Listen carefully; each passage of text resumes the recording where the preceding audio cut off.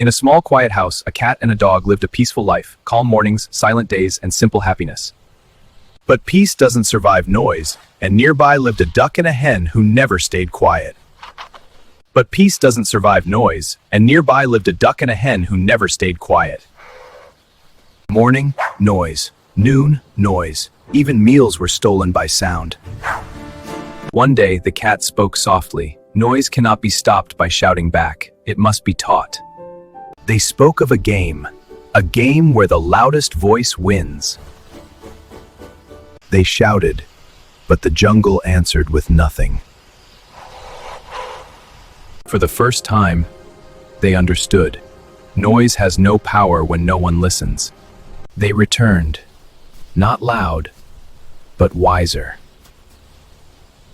Peace returned, not because of force, but because of understanding.